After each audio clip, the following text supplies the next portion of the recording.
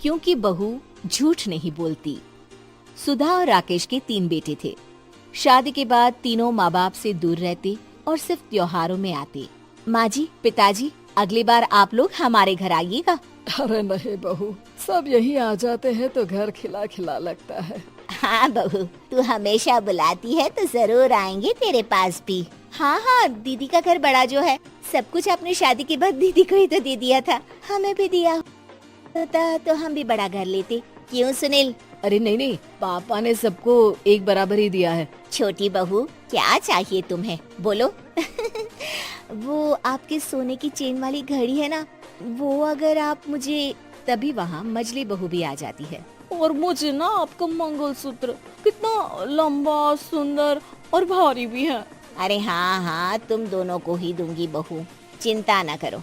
चलो अब खाना लगाओ, खाना खाया जाए। सभी मिलकर खाना खाते हैं कि पड़ोसन आ जाती है। अरे सुधा बहन, थोड़ी चीनी तो देना, घर में शक्कर नहीं है और मेहमान सर पर बैठे हैं। अरे छोटी बहू, चाची को शक्कर तो दे दो। अरे मजली दीदी, आप दे दीजिए ना, मैं यहाँ कम आती हूँ तो मुझे पता ही नहीं है कि सासू माँ सारी चीजें कहाँ रखती है। और तुम मैं कौन सा यहाँ रोज शक्कर फाँकने के लिए आती हूँ, मुझे भी नहीं है पता। तभी बड़ी बहू हाथ में चीनी की कटोरी लेकर आती है। चाची, शक्कर आप लोगों का बड़ा सहारा है माँ जी और पिताजी को, वरना हम लोग तो यहाँ रहते ही नहीं। आप जैसे पड़ोसी हैं तो हम निश्चिंत हैं। और जीती रहे बहू, आप तो ये घर पड़ोस कम परिवार ज्यादा लगता है। सुधा अपनी बड़ी बहू को देखकर बहुत खुश रहा करती थी। वो उससे अक्सर घंटों बात भी किया करती, लेकिन दोनों दूसरी बहुओं का भी वो समझती थी कि शायद छोटी है, वक्त आने पर संभल जाएंगी। समय आ जाता है जब सभी को वापस जाना होता है। माँ जी, हम लोगों की फ्लाइट पहले है, हमें इजाजत दे। वो सास के गले लगकर चली जाती है। थोड़ी देर बाद छोटी बहू कहती है, माँ जी, मैं ना ये सोफे के कवर और चादरें ले जा रही हूँ, यहाँ तो ऐसी ही पड़ी रहेंगी। हाँ हाँ बहू, ले जा, और कुछ चाहिए तो बोल। और तो चाहिए बहुत कुछ, पर चलिए कोई बात नहीं, अगली बार ले जाऊंगी मैं। ऐसे ही मंजली बहू भी घर का बहुत सारा सामान ले जाती है। सभी के जाने के बाद सुधा राकेश से कहती है, घर कितना सूना लग रहा है ना। हाँ, और खाली भी। तुम्हारी दोनों बहुएं सब बटोर गई। अरे ठीक है ना, हम दोनों ही तो हैं, कितना सामान लगेगा। फिर उन लोगों की नई गृहस्थी, इतना मत सोचा करे। समय बीतता है। ऐसे ही हर साल त्योहारों में सुधा और राकेश के बच्चों की बहू आते और जाते वक्त ढेर सारा सामान पैक कर कर ले जाती। लेकिन कुछ ही सालों में सुधा का देहांत हो जाता है।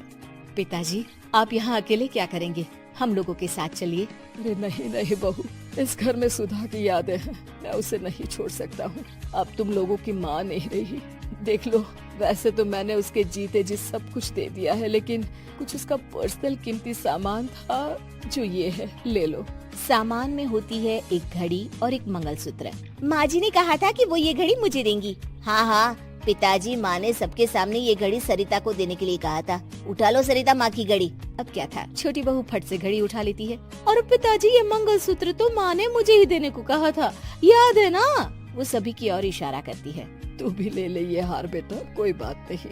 मंजली फटाक से हार उठा लेती है। ससुर बड़ी बहू की तरफ देखते हैं। तुझे क्या दूं बेटा? पिताजी, माँ ने एक चीज मेरे लिए भी रखी है। सभी के कान खड़े हो जाते हैं कि आखिर सास ने क्या रखा होगा बड़ी के लिए। अरे माँ जी तो दीदी से प्यार भी ज्यादा ही करती थी, हमेशा उनसे बात किया करती। जरूर कोई बड़ी और अपनी प्रिय चीज दी होगी दीदी को। और देख लेते हैं ना, वरना तो हम भी बराबर का बंटवारा करेंगे। हाँ हाँ, कर लेना बंटवारा। लेकिन बड़ी बहू बताओ तो, सुधा ने क्या रखा है तुम्हारे लिए?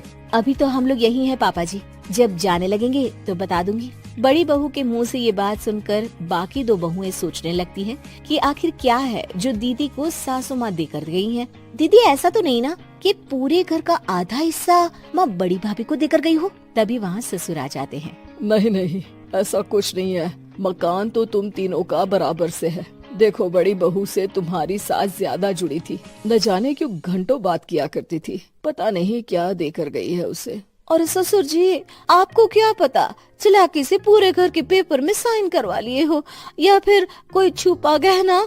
आखिर मकान पूरा तो आपने सासू माँ के नाम ही कर रखा था ना। अब घर में ये सस्पेंस बन जाता है कि आखिर बड़ी बहू क्या लेकर जाएगी। फिर वो दिन भी आ जाता है जब बड़ी बहू के जाने का समय हो जाता है। बेटा, परसों तुम चली जाओगी, बताया नहीं, माँ ने तुम्हें क्या दिया? घड़ी और हार जो बेशकीमती था और तुम्हारी सास को सबसे ज्यादा प्रिय था, उसका तो बंटवारा भी हो चुका है। अब तुम्हारी बारी। हाँ पिताजी, आज मैं ये बात बताने ही वाली थी। माँ ने मुझे उससे भी बेशकीमती चीज दी है और वो है आप। आपसे अधिक प्रिय उन्हें कुछ नहीं था। माँ चाहती थी कि आप मेरे साथ रहें। चलिए पिताजी। बेटा, मेरे पास तो कोई पेंशन भी नहीं है और ना ही कोई प्रॉपर्टी। लेकिन आपके पास संस्कार है पिताजी, जो मेरे बच्चे आपसे लेंगे, तो आपको ले जाने पर स्वार्थ ही है मेरा। चलिए ना पापा।